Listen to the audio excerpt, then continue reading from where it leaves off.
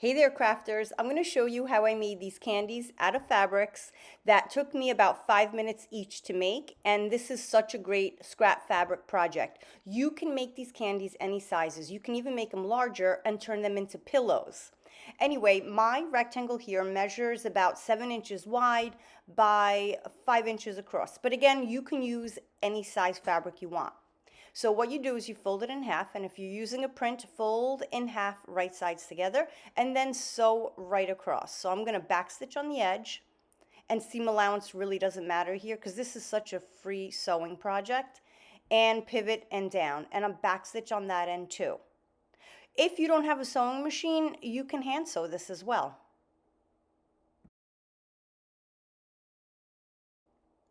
I'm going to trim off the extra seam allowance here. There's no need to, but I just wanted to.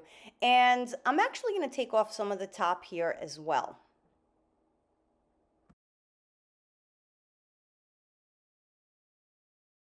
Using a chopstick, I'm going to turn this around, and you can turn yours around however you want or is easiest for you.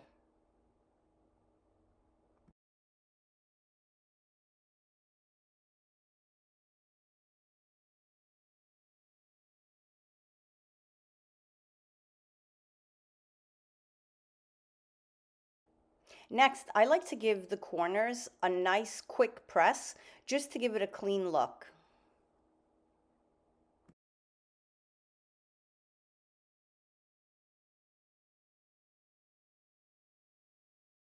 Then, using a double threaded needle with a double knot on the end, I'm going to start forming this candy here.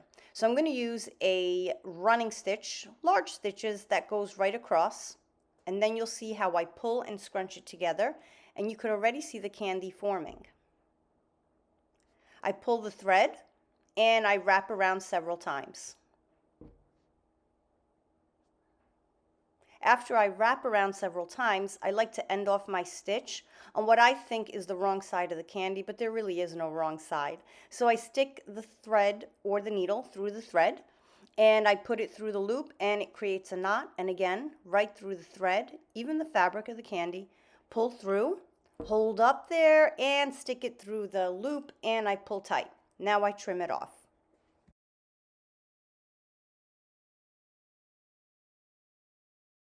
Next, to stuff this fabric candy, you can use whatever you want. You can use beads, you can even use buttons. Of course, whatever you choose gives the candy its shape.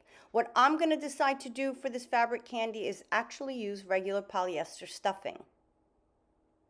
And you see I put a little bit in at a time, and I'll use my chopstick to press it down to the edge of the candy, or where the wrapper is scrunched at the end there.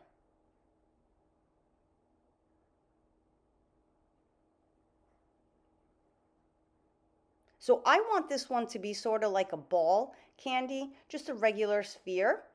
So I'm not going to put in too much. And as you can see here, it's pretty much a ball. But if you want a longer candy like this, like a Tootsie Roll, just keep adding more stuffing, and it forms a longer sort of log type candy.